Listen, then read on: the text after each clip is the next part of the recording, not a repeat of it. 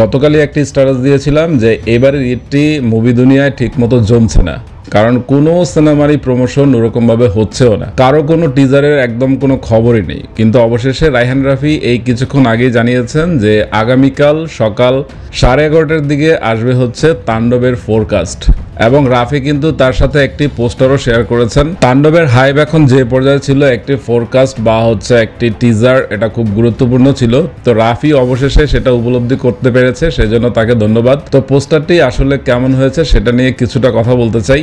প্রথমে আমি বলবো যে তাণ্ডবের প্রথম পোস্টারটি যেরকমভাবে দর্শককে দারুণভাবে আকর্ষণ করেছিল, বা পোস্টারটি সব মিলিয়ে শাকিব খানকে একটি আগুন রূপে বা ভয়ঙ্কর একটি লুক কিন্তু দেওয়া হয়েছিল, কিন্তু আজকের এই পোস্টারটি কিন্তু আমার কাছে অতটা বিধ্বংসী বা অতটা দারুণ কিন্তু লাগছে না।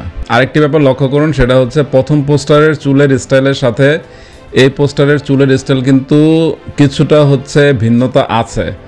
আচ্ছা, ভিন্নতা তো থাকতেই পারে, একটা সিনেমায় হয়তো বা ভিন্ন কিছু লুক থাকতে পারে। আচ্ছা, যাই হোক, তো তাণ্ডবের আসলে পোস্টার যেমন হোক, ফোরকাস্ট যেমনই হবে, এই ঈদে শাকিব খানের রাজত্বই থাকবে, সেটা হলফ করে বলাই যায়। আমাদের ইন্ডাস্ট্রিতে যদি রায়হান রাফির মতো কয়েকজন ডিরেক্টর থাকতো, কিংবা হচ্ছে শাকিব খানের মতো আরও জাস্ট 2-3 জন থাকতো, তাহলেই কিন্তু আমাদের ইন্ডাস্ট্রি একদমই ঘুরে দাঁড়াতে সময় লাগতো না। কারণ বরবাদ হচ্ছে প্রডিউসার ফিগার মতে 75 কোটি টাকা ইনকাম করেছে।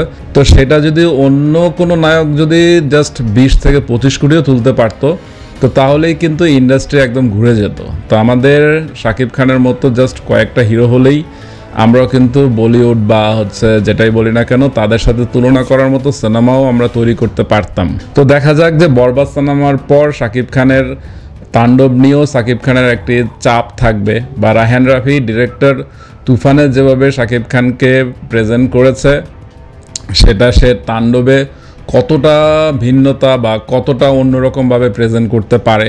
তো কিছু দর্শক তুফানকে সেরা বলছেন, কিছু দর্শক বরবাদকে সেরা বলছেন। তো দেখা যাক যে তাণ্ডব আসলে তুফান বা বরবাদকেও ছাড়িয়ে যেতে পারে কিনা, এবং রায়হান রাফি তুফান দিয়ে যে সিগনেচার মার্ক তৈরি করেছেন শাকিব খানের, সেটাও রায়হান রাফি নিজে ভাঙতে পারেন কিনা। তো অনেকগুলো প্রশ্ন আসলে রায়হান রাফিকে করা হয়েছে। তো রায়হান রাফি এই প্রশ্নগুলোর উত্তর শুধুমাত্র তাণ্ডব সিনেমা দিয়ে দিতে পারে। তো দেখা যাক যে তাণ্ডব আসলেই তাণ্ডব করবে কিনা, সেটাই শুধু এখন প্রশ্ন। তো এখন অপেক্ষা থাকবে শুধুমাত্র আগামীকালের তাণ্ডবের ফোরকাস্টের জন্য। তো আপনাদের মতো আমি অপেক্ষা করছি, আপনারাও অপেক্ষা করুন। সকাল হোক, তাণ্ডবের টিজার নিয়ে বা তাণ্ডবের ফোরকাস্ট নিয়েও কথা হবে।